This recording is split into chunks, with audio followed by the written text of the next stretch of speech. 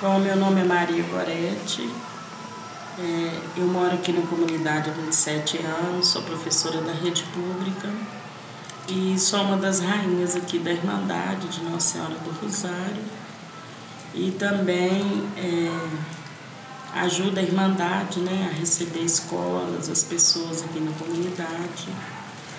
E sou uma das guardiãs desse patrimônio, dessa história, dessa cultura. A comunidade dos Artures, na verdade, ela surge no período da escravidão, Porque o Camilo, ele vem de Angola, na África. E esse navio negreiro, ele desemboca no Rio de Janeiro. Aí esses escravos são tragos aqui para Minas Gerais para serem vendidos. Aí o Camilo, ele é vendido por um fazendeiro aqui na cidade de Esmeralda, próximo aqui a Contagem. Aí Camilo, ele vai morar nessa fazenda, só que o Camilo, ele traz da África já toda uma cultura, uma sabedoria, porque nós sabemos que em Angola, no Reino do Congo, lá foi um dos primeiros países africanos a aceitar o catolicismo. Então o rei do Reino do Congo já tinha essas práticas de cultuar os santos devotos. Então a Irmandade Nossa Senhora do Rosário, lá já existia no Reino do Congo. Aí o Camilo vem e traz já toda essa sabedoria, essa cultura com ele. É tanto que o Camilo, ele vai fazer parte da Irmandade Nossa Senhora do Rosário de Contagem. O Arthur, que é o fundador da nossa comunidade, que é o filho do Camilo, ele já vai nascer na lei do ventre livre. Só que como o pai dele era escravo, então ele vai morar nessa fazenda em Esmeralda junto com o pai dele. E o pai dele consegue passar assim, muita coisa, muita tradição, muita cultura de raiz africana. Porque mais tarde ele vai ensinar isso tudo para os filhos dele, E a gente sabe que a escravidão, ela era tão forte assim para arrebentar com a vida dos corpos negros, que um escravo ele não vivia mais que 35, 40 anos, Então, quando o Arthur faz 9 anos de idade, o pai dele morre. O pai dele morre e ele vai até o dono do pai dele, que era o fazendeiro, que ao mesmo tempo era padrinho dele, pedir para ele poder ir lá no velório e dar a última bênção no pai dele. Aí o fazendeiro pega o chicote, bate muito no Arthur e não deixa ele ir no velório do pai dele. Aí ele contava para os filhos dele que ele chorou muito, ficou muito revoltado.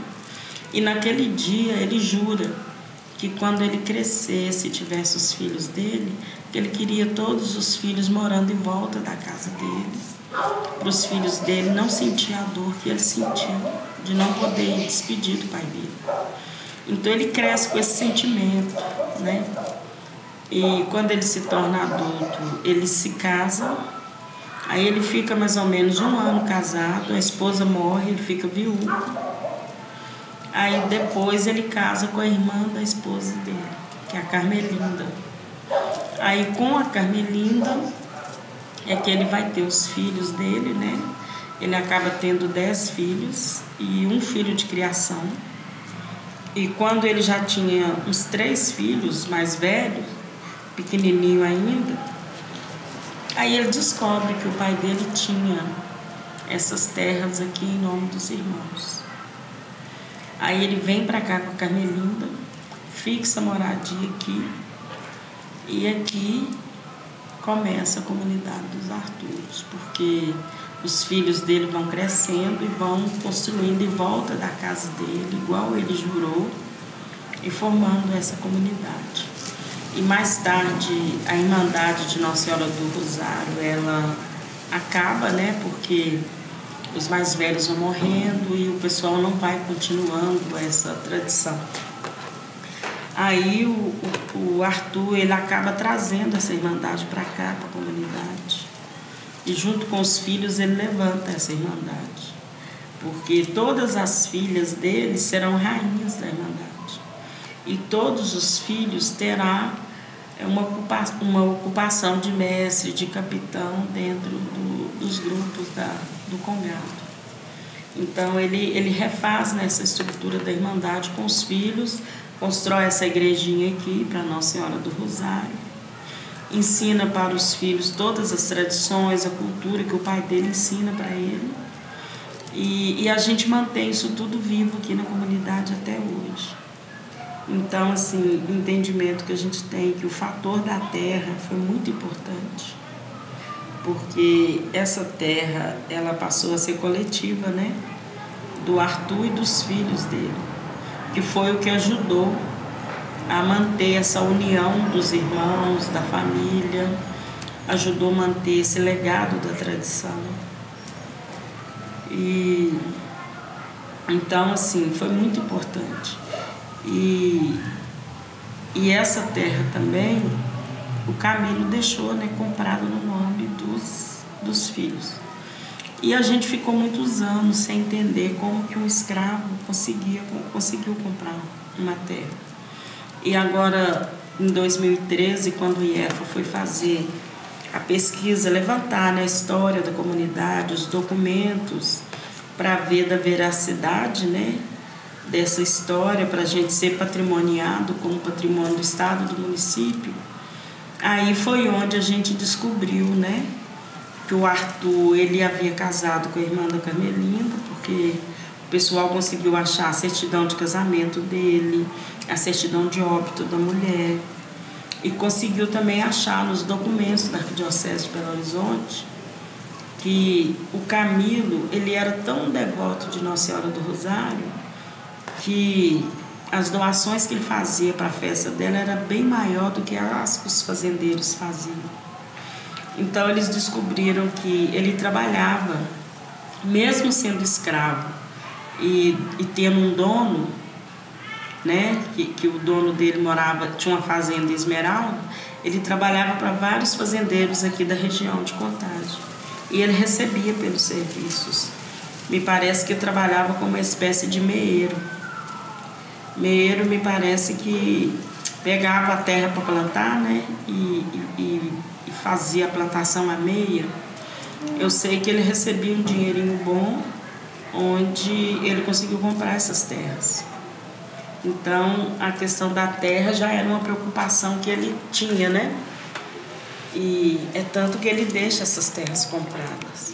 E quando o Arthur descobre, é onde ele consegue, né, construir a comunidade aqui nesse território.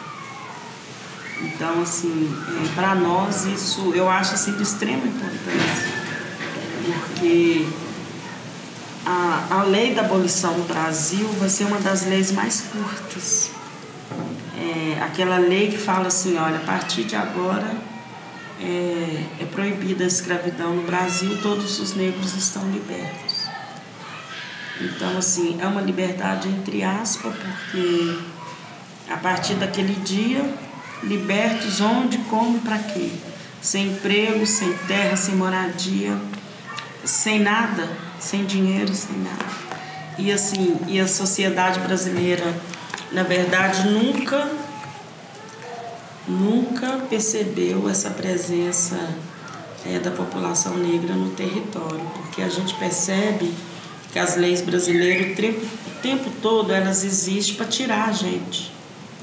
Igual, em 1837 existia a lei da educação que negro não podia se matricular em escola. Se você for olhar hoje, grande parte da população brasileira, acima de 65 anos, 60, 65, a grande maioria é analfabeta. Não conseguiram ir para a escola, não conseguiram ler e escrever. Em 1850, onde o governo brasileiro ele investe, né, no branqueamento da sociedade, trazendo os europeus para dentro do país.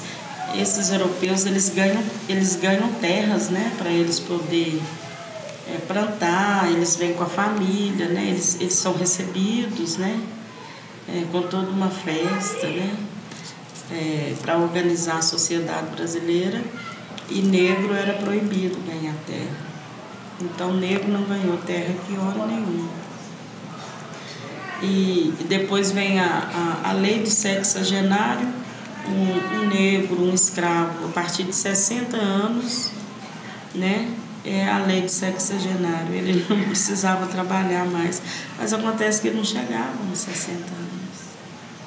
Então, assim, a gente percebe que as leis são todas válidas, são tudo pensado, arquitetado, assim, para arrebentar com a população negra. A lei da abolição é a lei mais curta. O governo brasileiro, a estrutura administrativa do país nunca conseguiu fazer nada assim que nos contemple. A base desse país é um país que ele conseguiu acumular riqueza através de escravização de corpos humanos. Um país que acabou com a vida dos índios, matou a maioria dos índios para ocupar o seu território. E não consegue pensar em leis que ajudem essa população. Até hoje, a gente vê que a maioria da população é negra, porque uma população que resistiu a quase 400 anos de escravidão. Aí a gente entende também por que a nossa sociedade é muito racista, né? Porque as pessoas acham que a gente ainda precisa aceitar ser subalterno. Os resquícios da escravidão ainda continuam na mente de muita gente e de muitos donos de poder aqui desse país.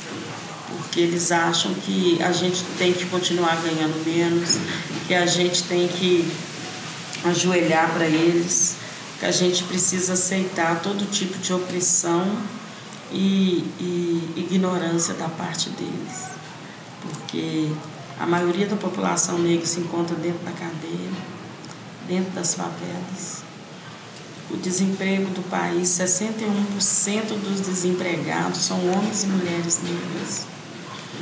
E assim, quando a gente consegue alguma melhoria, é por parte do próprio movimento negro, é por parte das lutas que a gente trava o tempo todo para conseguir alguma coisa. E a gente ainda é obrigado a ouvir, né? Pessoas brancas virar para nós e falar que cotas a gente está ocupando a vaga deles, o lugar deles. Sem saber que é uma briga nossa, né? Que é a gente que reivindica estar presente nesses lugares. Porque para nós sempre foi muito difícil ocupar esses lugares. Então o território para nós é muito importante, a questão da terra é muito importante. Estarmos juntos e unidos também é muito importante, porque nos separaram o tempo todo, nos dividiram, tiraram tudo que a gente tinha, a nossa cultura, a nossa dignidade. Então, na verdade, a gente luta por dignidade, sabe? Por direitos. Essa é a nossa luta. Mas ainda existe muita coisa para ser conquistada. Muita coisa, porque as políticas públicas não nos representam, as estruturas administrativas do poder não pensam na gente. Tudo é arquitetado, as leis são construídas, tudo para tirar a gente. Quando a gente vê hoje o sistema da Previdência Social, eu acho que dá para entender muito bem qual que é o público que o governo está querendo ajudar com a Previdência Social. Porque quem que vai sofrer, quem que vai trabalhar mais, na verdade a gente vai passar por uma escravidão contemporânea. Porque nós sabemos que a gente não aguenta, a gente não dá conta de ter que passar pelo que o governo está planejando para nós no futuro. Então é como se a gente voltasse lá atrás, né, no período da escravidão novamente. E a maioria dessa população que vai ser massacrada, que vai ganhar esse salário mínimo, que não vai ter duas aposentadorias, que vai passar por tudo isso, é a população negra. Nós somos uma comunidade quilombola urbana. A gente já foi rural um dia, né? Só que a cidade veio crescendo, crescendo, e hoje a comunidade se encontra ilhada pelos bairros. Então, assim, nós sofremos pela especulação imobiliária, que é muito grande em cima das terras. Mas a gente tem uma forma de organizar isso. Nas divisas da comunidade, os parentes é que moram. São parentes para não ter invasão mais para dentro do terreno.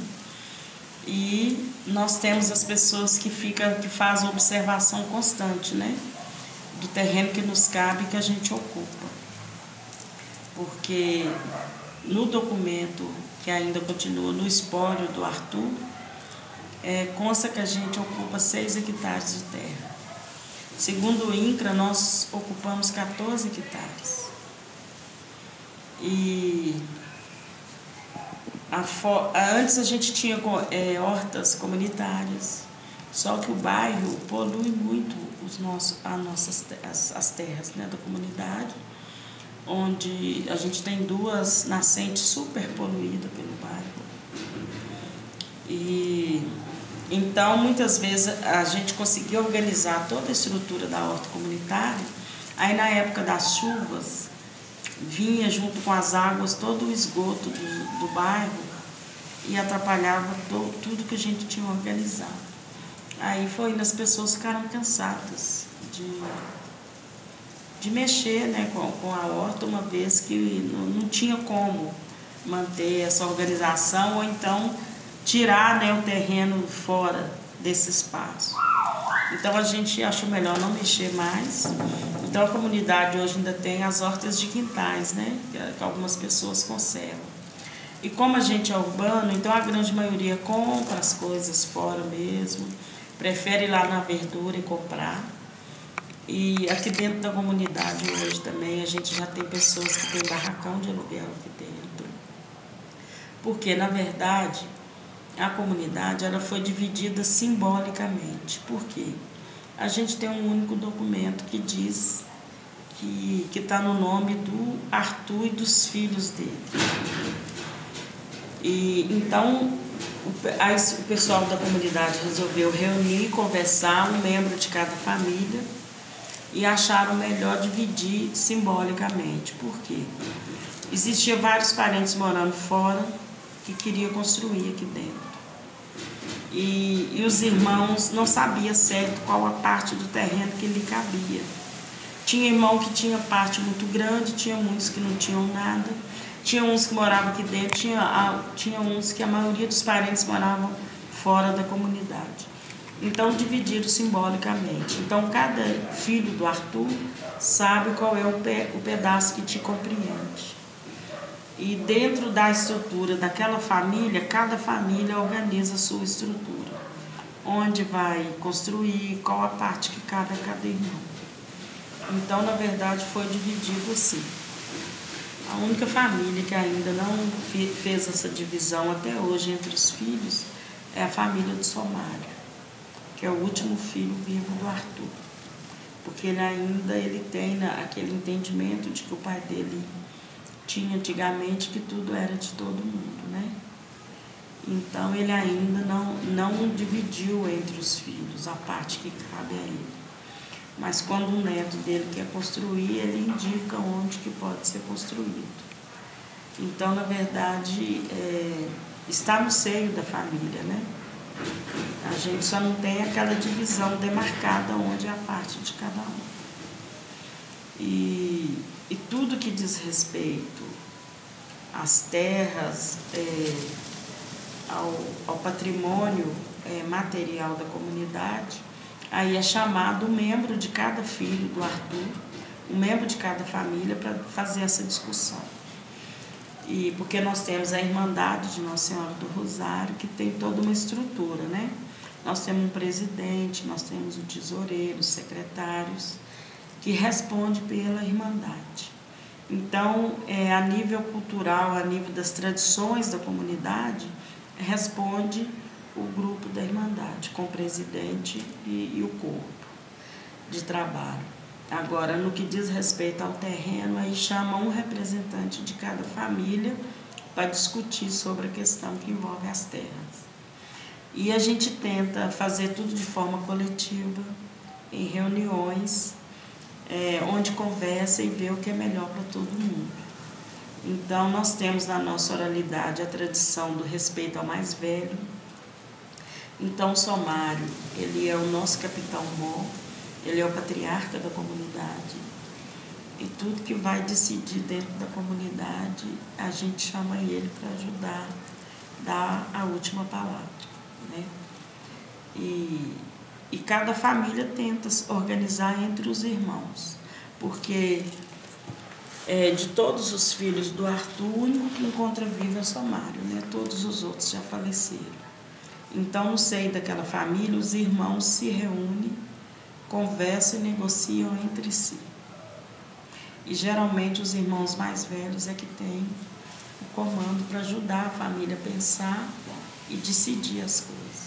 Então, a gente tenta levar nesse tipo de organização, mesmo sabendo que tem pessoas aqui dentro da comunidade que pegou a parte que compreendia a ele, né, que no caso seria neto do Arthur, né, o pai morreu, aí os irmãos dividiram a parte que compreendia o pai e construiu o barracão de aluguel e aluga, né, para pessoas morar aqui dentro da comunidade. E nós temos também vários netos de Arthur, que já tinha casa fora, morava fora. Aí, quando a família dividiu a parte que compreendia a família, aí fez a casa aqui. Como não mora aqui, e sempre, como a gente mora no espaço urbano, sempre tem gente procurando moradia, procurando casa para alugar, aí as pessoas acabam alugando, uma vez que moram fora daqui, entendeu? Então, hoje em dia, não é muito o caso que a gente tem. Tem um ou outro, mas nós temos. Olha,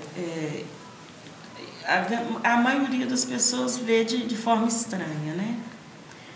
Quando aluga para um congadeiro, ainda fica melhor ainda, né? Porque houve caso aqui de família de congadeiro vir morar aqui dentro e participar, né, da cultura junto com a gente, tudo direitinho. Mas existem pessoas que não conhecem, que não entendem quem é a gente, que não sabe. E fica de longe, sabe? Mas mora de forma tranquila no meio da gente. A gente, assim, nunca teve problema com ninguém em relação a isso. E muitos acabam se inteirando da cultura, da vizinhança e morando junto com a gente também de forma coletiva.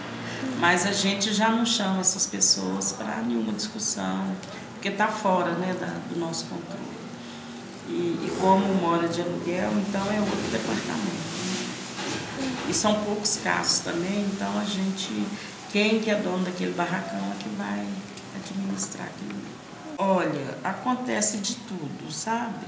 Porque a comunidade, ela está num espaço onde é como se fosse um espaço de rota, porque os bairros vizinhos passam por dentro da comunidade, transitam muito aqui dentro, tanto na passagem pedestre como de carro também.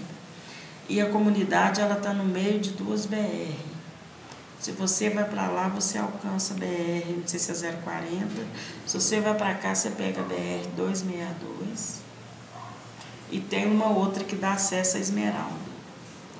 Então, uma pessoa arruma um problema lá do outro lado, atravessa a comunidade, fugindo para o lado de cá. Se ela quer alcançar a BR de lá, ela atravessa a comunidade, entendeu? É como se a gente estiver num caminho de rota. E já aconteceu também de pessoas roubarem na vizinhança e vir esconder aqui dentro da comunidade. Porque como a comunidade ainda tem espaço de reserva natural, então a gente ainda tem espaço de reserva aqui dentro, né? Como se diz, espaço onde tem mato, né? Onde dá para esconder. Então isso acontece também de vez em quando, da polícia vir invadir as casas, a comunidade, para procurar algum foragido que se esconde aqui dentro. Então isso acontece também. E também a rota da passagem também, que é o tempo todo. É tanto que a gente só tem essa rua principal que fica aberta ao público. As outras ruas que davam acesso ao bairro, a comunidade teve que fechar. porque era dia e noite, sabe? Trânsito de moto, de carro, atravessando de um bairro para o outro. Aí foi cortado das ruas e ficou só essa avenida principal, né? A rua principal, que é a Rua da Capelinha, que atravessa de um bairro ao outro. A dinâmica da comunidade é essa mesmo. As reservas naturais da comunidade, onde tem a nascente, tem uma reserva. Aqui em volta do campo tem uma outra reserva natural.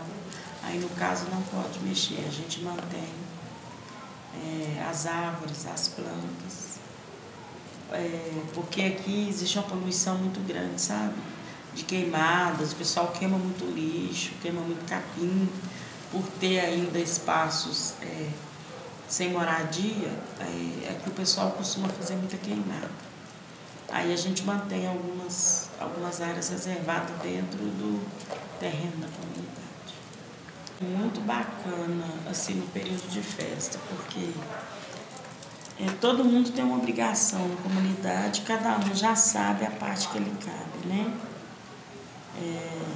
Esses enfeites, tudo que a gente faz aqui é de forma coletiva. Tem os grupos de trabalho, que seja um grupo pequeno ou grande, mas tem. Então tem a equipe da cozinha, tem o pessoal que trabalha na cozinha, a equipe dos enfeites, a equipe da limpeza. E o pessoal que fazem parte das danças, né, dos grupos, das músicas, das danças. O pessoal que faz parte da organização, das compras. Então, tudo é feito em grupo. E a gente sempre começa a organizar a comunidade um mês antes da festa. Então, os homens já começam a limpar, fazer as capinas, sabe? Limpar as ruas, pintar os meio-fio. E sempre a gente chama nas reuniões, chama de forma coletiva para todo mundo participar, né? Mesmo sabendo que às vezes a pessoa não vai, ou às vezes o grupo é pequeno, mas sempre tem algum que puxa. E nós, mulheres, sempre estamos juntas no meio, sabe? A gente sempre ajuda a puxar, a incentivar, para a gente manter, sabe, essa organização. Boa noite. Então, assim, a gente sempre faz isso de forma coletiva. Apesar de que, mesmo tendo um grupo pequeno, mas sempre tem alguém no comando, alguém puxando, para que aquilo ali aconteça, para que a gente não deixe de fazer. E os jovens, porque tem muita gente que trabalha também, né, não tem condição de ajudar muito. Mas mesmo assim, eles sempre marcam um horário à noite, sabe, ou de manhã, e sempre dão um jeito para poder chegar junto para ajudar a organizar. Aí o tempo todo é assim, sabe? Tem a equipe da cozinha, as mulheres se organizam, se movimentam, sabe? Para ajudar também. As crianças também ajudam. Então, assim, o tempo todo a gente faz assim.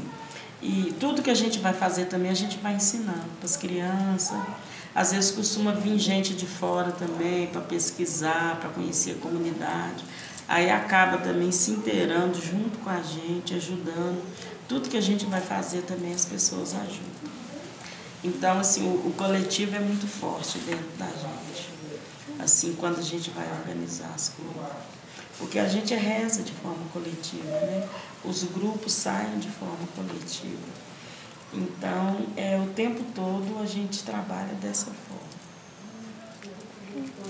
Aqui, nós que fazemos parte da Irmandade Nossa Senhora do Rosário, a maioria são católicos. Mas hoje nós já temos na comunidade evangélicos, umbandista, candomblessista. E mesmo a pessoa se tornando evangélica, como somos todos parentes, no período de festa a pessoa vem ajudar.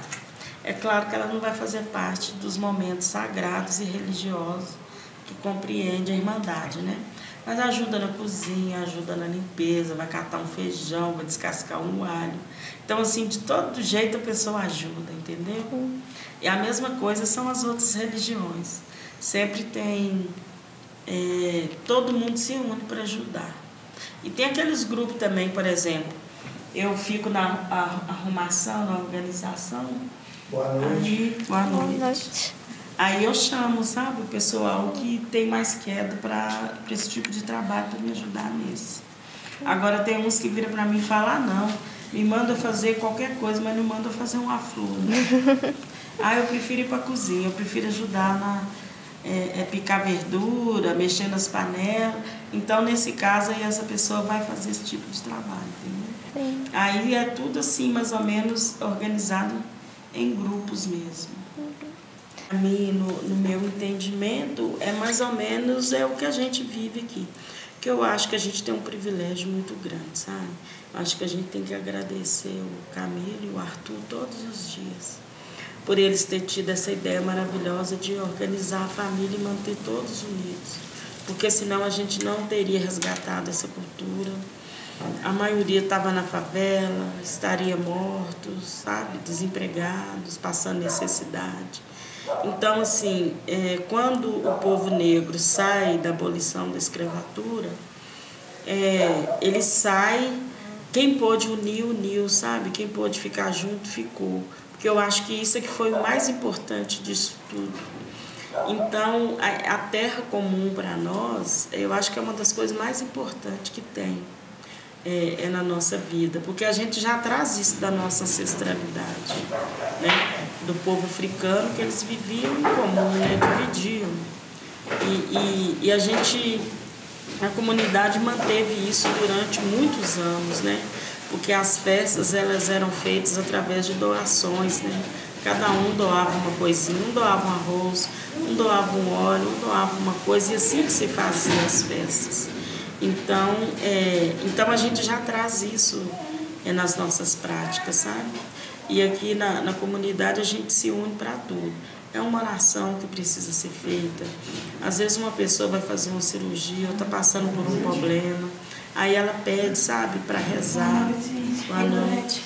Aí a gente se reúne para ajudar essa pessoa com as orações. Acontece algum problema, todo mundo chega a dar um conselho, os mais velhos. Eu acho que é uma forma de manter, sabe, esse entendimento e essa coletividade. E dentro das famílias de raiz africana, então o coletivo eu acho que é tudo que a gente precisa manter e resgatar com a gente. Porque é o que nos une, é o que nos resgata e é o que nos ajuda a sobreviver, né? Diante de tanta falta de justiça, de tanta falta de entendimento, né? Tanto do poder público como das pessoas também, né? Porque a gente percebe que o tempo todo queria nos separar, nos dividir, mas a gente ressignificou, a gente refez essa tradição, refez essa cultura e nos mantemos unidos, né, o tempo todo. Então isso é de extrema importância para nós.